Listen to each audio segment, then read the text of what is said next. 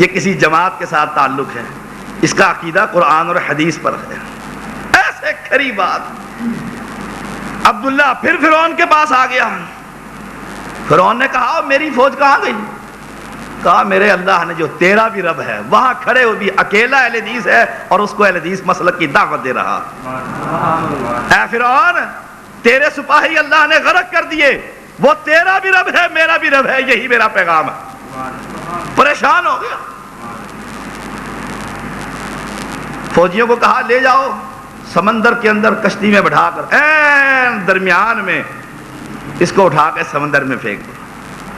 سارے وہ ہے، اکیلا اہل توحید ہے. دیکھو ایمان. وہ کہتا چلو جی اب مصلحت اس میں ہے ایسے کر لیتے ہیں، چلو جی اب رفع دین چھوڑ کے ان کے پیچھے نماز پڑھ لیتے ہیں. تو اہل حدیث ہے، ایمان والا ہے. اوے اہل حدیث آپ دیکھیں، اللہ اکبر. تاجر لوگ ہیں گجرانوالہ کے لوگ، یہاں چاول بڑے ہوتے ہیں. ثابت چاول ہوتا ہے کہ نہیں ہوتا؟ اور ٹوٹا بھی ہوتا ہے. آپ دونوں کو مکس کر دیں، ڈھیر لگا دیں، ریٹ ٹوٹے کا لگے گا کہ یا ثابت کا لگے گا؟ ٹوٹے کا لگے گا. بابا جی سمجھدار، ٹوٹے کا لگے گا.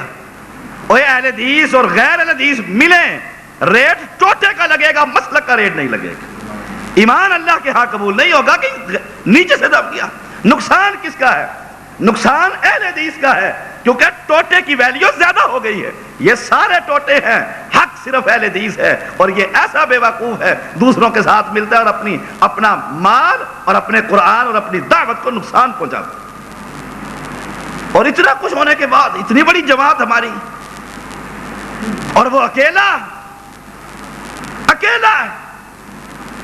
کوئی مسجد نہیں، کوئی پیچھے یوتھ فورس نہیں، اکیلا. اے فرعون بھیج ان کو میرے ساتھ. لے گئے. این سمندر میں جب پہنچے اس نے اپنے مالک سے دوستی لگا رکھی تھی. کہتا ہے اللہم اکفنیہم بما شئت، یا اللہ پکڑ آ گئے ہیں. اللہ نے کشتی الٹائی، عبداللہ کو کنارے پر، باقی سب کو جہنم میں. وہ پھر آ گیا. کہ تو پھر بچ گیا ہے؟ اس نے کہا الذی خلق الموت والحیات، موت و حیات کا مالک تو اللہ ہے. کوئی بابے کے ہاتھ میں ہے؟ بابے کے ہاتھ میں ہے؟ یہ تو اللہ کے ہاتھ میں ہے. جو تیرا بھی رب ہے میرا بھی رب ہے، اسی کو ایمان کہتے. لوگوں آپ میں سے کوئی کہیں کھڑا ہو اور پھر یہ لوگ کہیں پتہ نہیں کون ہے، پتہ نہیں کون ہے، لوگ کہیں یہ اہل حدیث، یہ یوتھ فورس کا رکن ہے، یہ مرکزی جمعیت کا ساتھی ہے، ان کا عقیدہ اور توحید بڑی کھری ہے. یہ جو مرضی ہو جائے یقین جانے کبھی میرا دروازہ کھٹکھٹا کر کوئی یہ نہیں کہتا کہ شب برات کے چاول لے لو شاہ صاحب. پتا ہے کہ پلیٹ منہ پر ہی آئے گی. اور آپ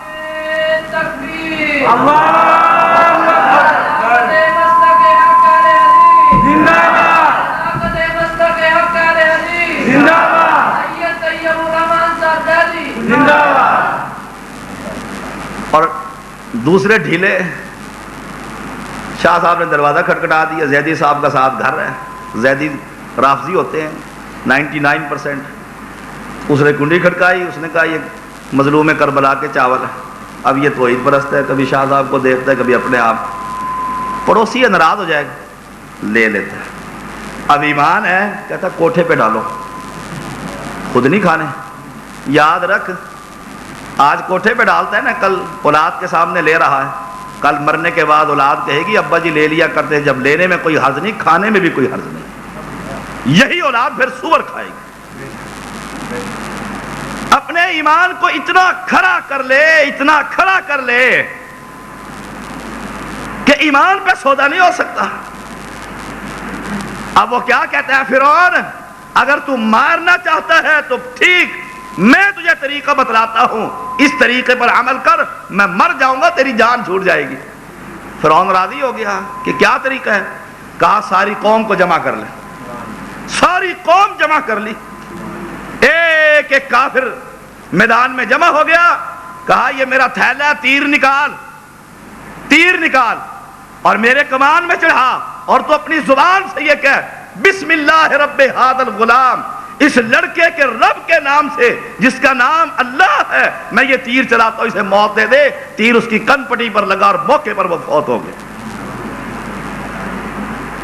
وہ چاہتا کیا تھا کہ یہ دعوت نہ پھیلے، یہ ایمان نہ پھیلے۔ جو ہی اس نے کہا بسم اللہ رب ھذا الغلام، اور اس کو وہ تیر لگا، وہ فوت ہوا، یا ساری قوم جو میدان میں جمع تھی وہ کہنے لگی آمنا برب ھذا الغلام، ہم اس لڑکے کے رب پر سب ایمان لے کر آتے ہیں۔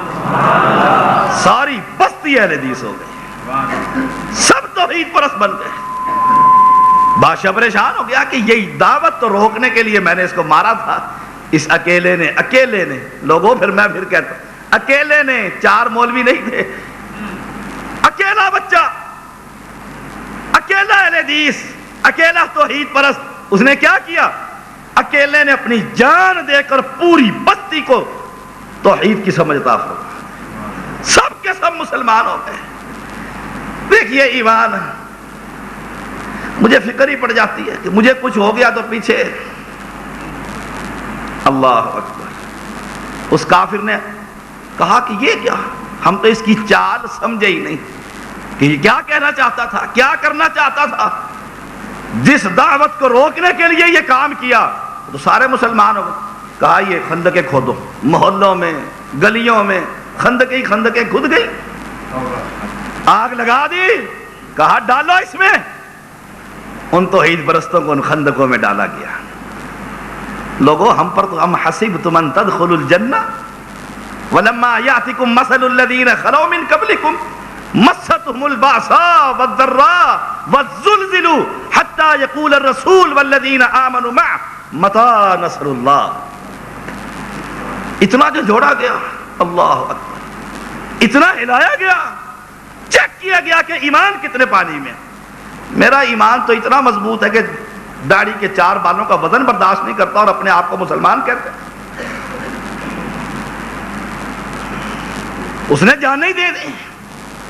آخری مواحدہ ایک عورت تھی جو اس خندق میں جا رہی تھی، چھوٹا سا معصوم بچہ اس نے گلے میں لگایا ہوا، ڈری، ماں کی ممتا جوش ماری کہ میرا بچہ جلے گا آگ میں۔ اس مالک نے اس بچے کو زبان دے دی۔ 4 بچوں نے کلام کیا، اس میں یہ ایک بچہ یہ بھی تھا۔ ہائے ہائے، وہ بچہ کیا کہتا ہے؟ اماں اس آگ سے ڈرتی ہے، تو حق پر ہے، صبر کر، چھلانگ لگا دے، جو ہی تو چھلانگ لگائے گی اللہ تجھے جنت کا مالک بنا دے گا۔ لوگوں اس ایمان کا مظاہرہ کیجئے، ایمان کی بات چل رہی ہے۔ عبداللہ بن رواحہ رضی اللہ تعالیٰ عنہ، عبداللہ بن حذافہ رضی اللہ تعالیٰ عنہ، کافروں نے پکڑ لیا۔ اس نے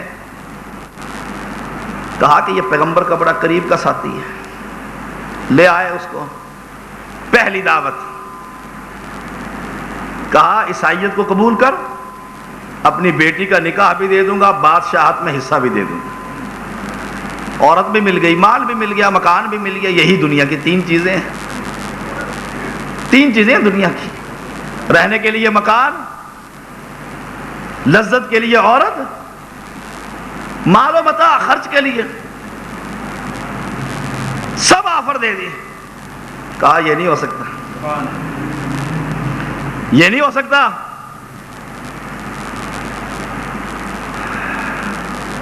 اس نے کہا کڑھائی چڑھا دو آگ کے، کڑھائی چڑھا دو آگ کے۔